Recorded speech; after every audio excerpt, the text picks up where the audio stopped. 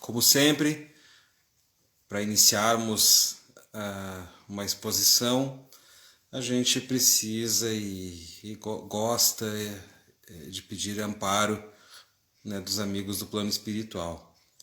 Então nada melhor do que uma prece para a gente começar junto esse momento de reflexão, não é verdade? Então juntos levemos o pensamento a Deus nosso Pai, a Jesus nosso Mestre,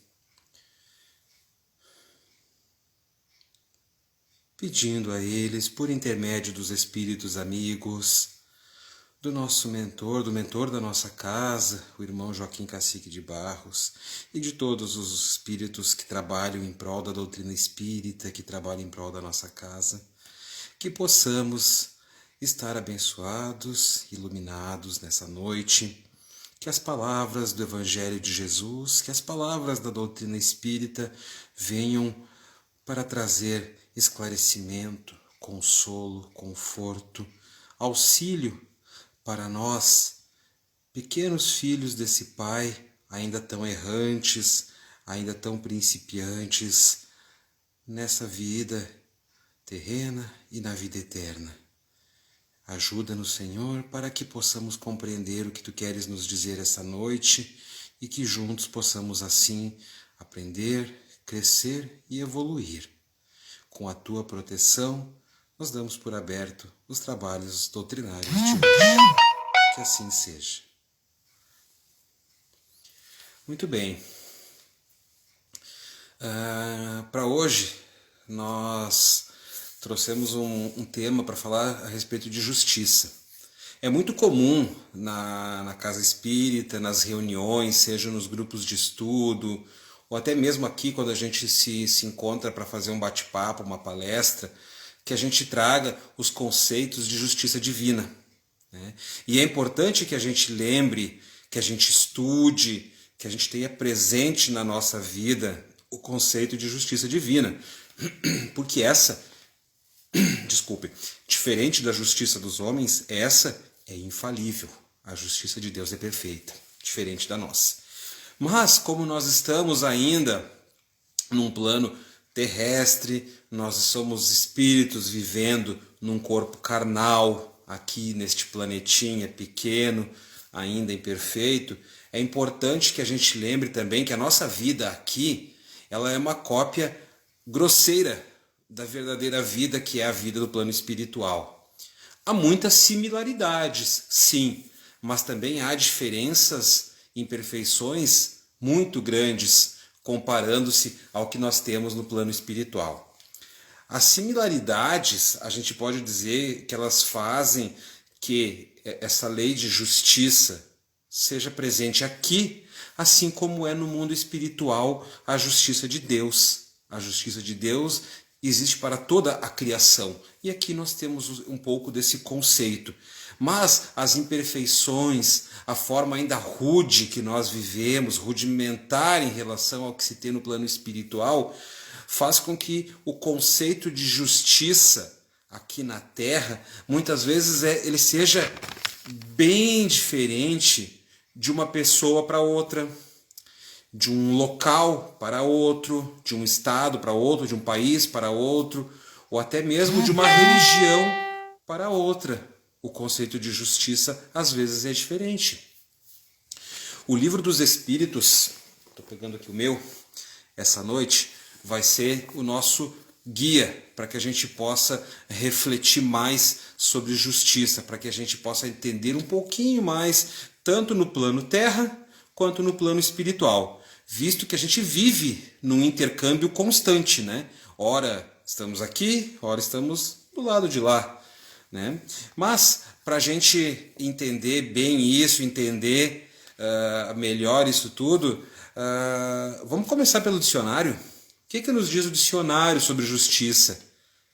Justiça, substantivo feminino, qualidade do que está em conformidade ou que está de acordo com aquilo que é direito.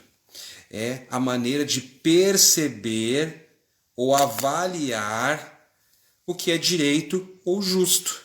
É o princípio moral de valor que se invoca para dirimir, ou seja, para resolver uma disputa entre partes. Bom, eu achei importante a gente trazer esse conceito básico assim de justiça, né, com base naquilo que nós temos e entendemos, né, enquanto espíritos encarnados aqui na Terra, para começar a reflexão. Então, resumidamente, a gente poderia dizer que justiça é fazer e buscar as coisas de maneira correta, de uma maneira direita, né, buscando direitos. E aqui também começa a entrar então a doutrina espírita, para nos ajudar a refletir o que é direito, quais são nossos direitos, o que são deveres, o que é correto, o que é justiça.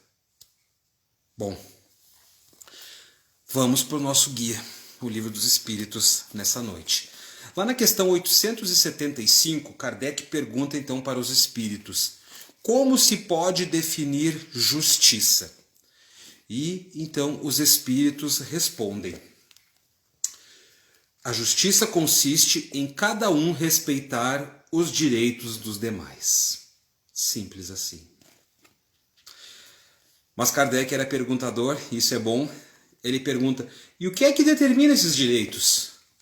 Né? E a espiritualidade compreensiva diz assim: duas coisas determinam os direitos: a lei humana e a lei natural. Tendo os homens formulado leis apropriadas aos seus costumes e caracteres, elas estabelecem direitos mutáveis, com o progresso das luzes, ou seja, com o progresso do tempo. Vede se hoje as vossas leis, aliás ainda muito imperfeitas, se elas consagram os mesmos direitos que as leis consagravam na Idade Média? Certamente não, né? Bom, e ademais, os espíritos concluem dizendo: este direito regula apenas algumas relações sociais, quando é certo que, na vida particular, há uma imensidade de atos unicamente da alçada do tribunal da consciência de cada um de nós. Bom, aqui a gente vê que os espíritos tratam de dois temas inicialmente, né? Eles falam em lei humana e lei natural. Vamos detalhar um pouquinho mais isso. Na questão seguinte, na 876, Kardec pergunta assim: deixando de lado um pouquinho então a lei humana, o que é que nós entendemos, o que é que se baseia a lei natural? Eu ando ouvindo umas palestras do Haroldo Dutra Dias e eu gosto quando ele diz: aqui que começa a ficar boa a coisa, a partir daqui que começa a ficar bom.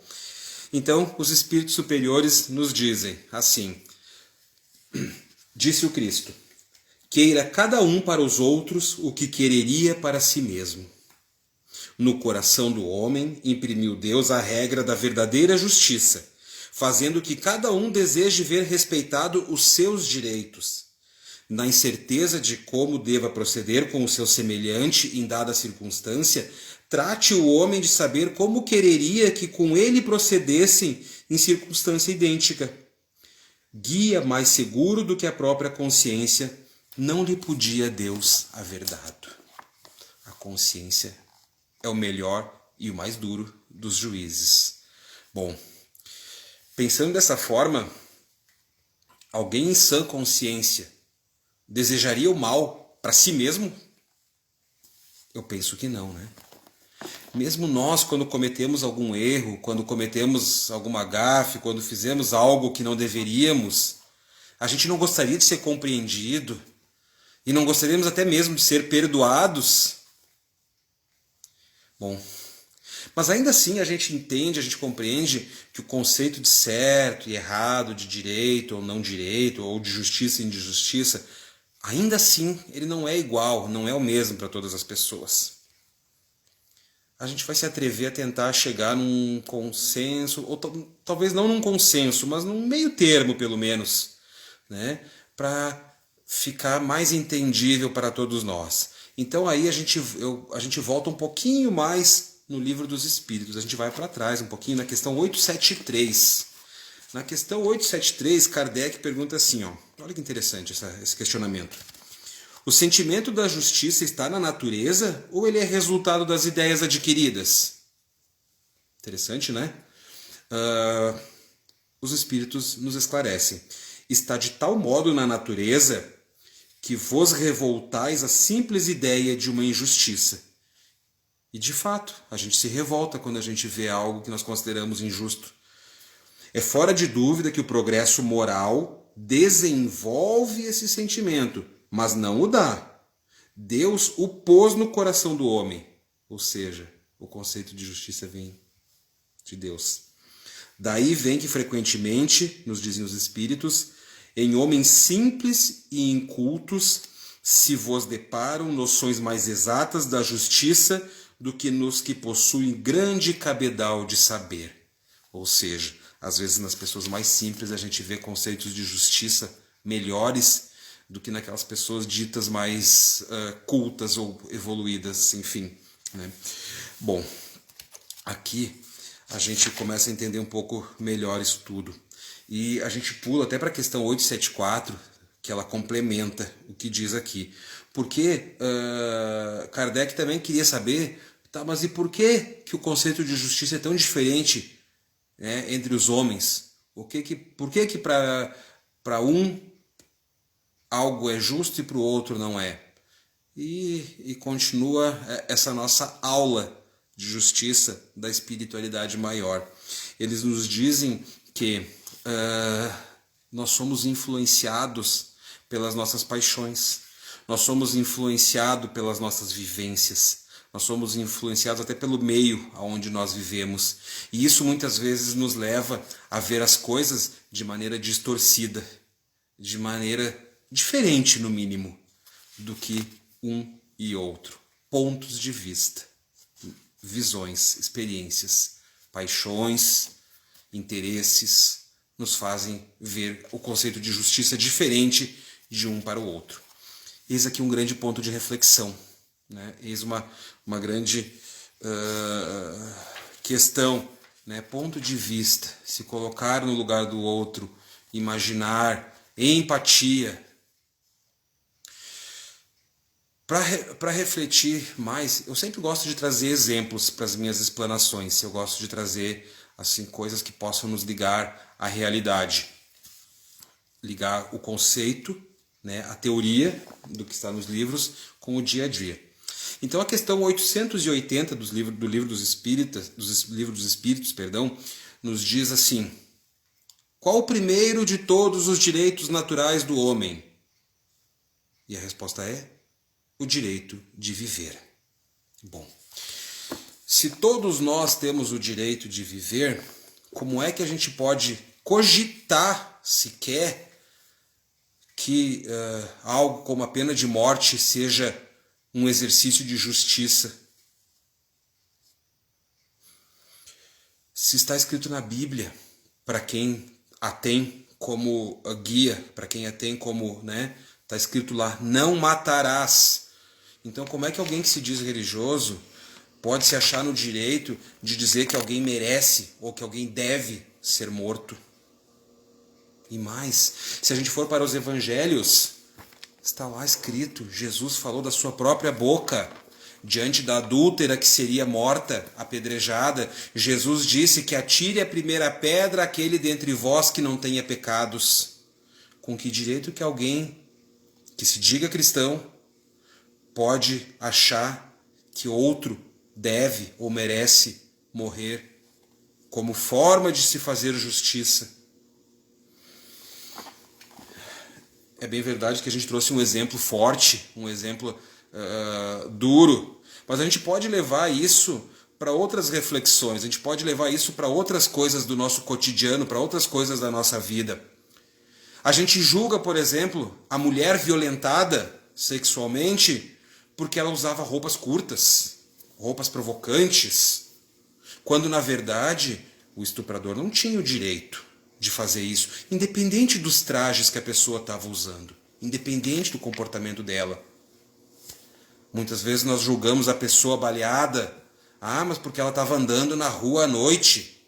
É perigoso, sim, Mas na verdade nós deveríamos estar questionando a falta de segurança pública, o respeito à vida alheia, o respeito à vida do próximo. Muitas vezes nós julgamos o homossexual agredido porque ele ousou demonstrar amor, porque ele ousou andar de mãos dadas com outra pessoa, quando na verdade nós somos incapazes de ver o amor naquele ato, ou ainda nós somos hipócritas porque nós toleramos excessos desde que não sejam de casais homossexuais. Se forem casais héteros, tudo bem, o agarramento em praça pública, né, a gente tolera. O que precisa ficar claro é que nós temos sempre a possibilidade, a opção de fazer ou não fazer, de agir assim ou agir assado. Sempre há a possibilidade do não. A consequência desses atos que a gente citou aqui como exemplos também tem que ser matéria de reflexão. Porque muitas vezes a gente vê alguma situação dessas e a gente quer fazer justiça com as próprias mãos. Nós queremos ser o grande justiceiro, queremos fazer com que o outro pague pelo que ele fez.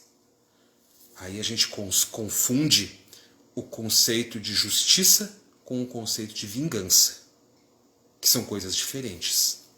Alguém que estupra não merece ser estuprado ou morto. Alguém que atira em outra pessoa não merece também ser alvejado por uma arma de fogo. Alguém que agride uma outra pessoa não merece a mesma ordem de agressões. Mas daí a gente ouve, né, a gente escuta popularmente, mas esse não incomoda mais ninguém. Garanto que esse vai aprender. Depois dessa, nunca mais vai fazer isso. Aí eu pergunto, será? Será que não? A gente não vai estar só alimentando um círculo vicioso de ódio, um círculo vicioso de revolta, de violência, de agressão. Sem contar que nós conhecemos o conceito de reencarnação. A pessoa até pode não fazer mais nada nessa vida. Até pode não fazer mais nada nessa reencarnação. E na próxima? Se você tirar a vida na pessoa numa pena de morte, com certeza nessa vida ela não vai fazer mais nada. E na próxima? Será que ela vai entender o que aconteceu? Será que ela vai entender a consequência dos seus atos? Será que ela vai reencarnar ainda com aquela revolta e vai continuar esse círculo vicioso? Penso que assim nós nos tornamos iguais aos agressores. Nos tornamos iguais. A gente, pena capital é assassinato, agressão é agressão, estupro é estupro. Independente, não é justiça, é vingança. Até porque o agressor, em algum momento, seja pelos seus valores morais, seja pelas suas experiências, seja pelo que for, em algum momento ele achou que ele tinha o direito de fazer aquilo. O ladrão rouba porque ele acha que tem o direito, que ele precisa para sobreviver, que ele acha que a sociedade tem de mais e que ele tem de menos. Então, a pessoa também faz isso, porque achou em algum momento que tinha direito. Por outro lado, a doutrina espírita, ela nos fala sobre a importância, sim, e a necessidade de nós termos leis terrenas para que a gente possa viver de maneira mais ou menos organizada, mais ou menos civilizada. Sim, é importante que nós tenhamos leis. É necessário, é fundamental que nós tenhamos leis. Agora, a gente pode pensar, então, em privação de liberdade, a gente pode pensar em educação, a gente pode pensar em formas de reprimendas. São males menores, porém aceitáveis para que o sujeito possa refletir, crescer, evoluir, desde que tenha condições para isso. Mas o fulano de tal, aquele não vai entender, não adianta. Aquilo ali é caso perdido. A gente escuta isso também, né? Bom, aí é um problema dele. Daí não é mais um problema nosso, ou da sociedade. Se lhe é dada a possibilidade de refletir, de crescer, de evoluir, de melhorar, e ele não aproveita, bom, aí ele vai prestar contas com a justiça divina. E a gente falava, né, que a justiça divina ela é perfeita. Não tem. Aí nós vamos prestar conta das oportunidades perdidas, dos talentos desperdiçados, o que fizeste dos talentos que vos dei. Né? Bom, sendo assim, o convite que a gente faz é justamente para essa reflexão. Né? O que é justiça e o que é vingança? O que é direito e o que é dever? Até onde os nossos direitos não interferem nos direitos dos outros? A gente é livre para fazer o que quiser. O plantio é livre, a colheita é obrigatória.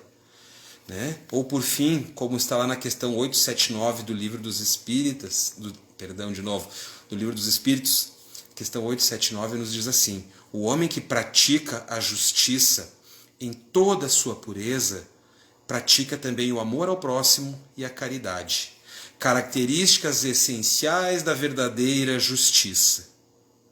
Lembrando, fora da caridade não há salvação. E a salvação é para nós, para nos salvarmos dos nossos erros, das nossas imperfeições, dos nossos problemas, daquilo que a gente plantou lá atrás e está colhendo. Essa é a salvação. Sendo assim, meus amigos, eu concluo dizendo que aqui nós não temos a pretensão de sermos o guardião da verdade, donos do verdadeiro conceito de justiça. Muito menos de dizer aos outros o que devem ou não devem fazer, e menos ainda de dizer que é fácil, porque às vezes aquilo que nos parece injusto nos revolta, e nos revoltando nos faz agir. Mas a gente tem que lembrar também dos conceitos de ação e reação. Aquilo que a gente planta, a gente colhe. Muitas vezes é uma colheita, aquilo que nos parece injustiça. Então também precisamos ter paciência, misericórdia, compreensão, amor. A nossa única pretensão aqui foi ser um humilde porta-voz de tudo aquilo que a gente lê, que a gente estuda, que a gente aprende, na intenção de quê? Na intenção de ajudar, para que tenhamos uma sociedade melhor, para que possamos ser pessoas melhores, para que possamos crescer, evoluir, progredir, viver num mundo melhor, por que não, né? Então, com isso, eu só tenho a agradecer. Agradeço a atenção de todos que estiveram aqui conosco nesse encontro, nesse momento. E para a gente encerrar, nada melhor que mais uma prece. Então eu convido mais uma vez aos irmãos que nos reunamos em pensamento, buscando a figura do Mestre Jesus e de Deus nosso Pai, entregando a eles todas as dúvidas, as dores, tudo aquilo que nós consideramos injustiça, que está no nosso coração, que aperta o nosso peito, que aflige a nossa alma, que não sai da nossa cabeça, que entreguemos a eles, na intenção de pedirmos ajuda para compreender isso tudo, que tenhamos ajuda para saber que tudo é passageiro nessa vida, que nada é eterno senão o amor de Deus, que nada é eterno além desse amor e da nossa própria existência, seja encarnados ou desencarnados. Que possamos compreender, Senhor, os Teus desígnios, compreender a Tua vontade e compreender aquilo que acontece à nossa volta. E se não pudermos compreender, que tenhamos a força, a coragem, a persistência, a fé e a resignação para seguir lutando, para seguir adiante, sem desistir, sem derrubar os braços, porque sabemos que somos teus filhos. Sabemos que Tu és Pai e nunca nos abandona. Sendo assim, encerramos os nossos trabalhos nesse encontro e pedimos a proteção eterna. Que assim seja, Senhor. Obrigado a todos os amigos que estiveram aqui conosco. Obrigado a todos aqueles que deixaram um recadinho aqui. Tive a oportunidade de rever amigos queridos de longa data, alguns de mais recente. Obrigado. Fiquem com Deus, um abraço a todos e uma boa noite. Até a próxima.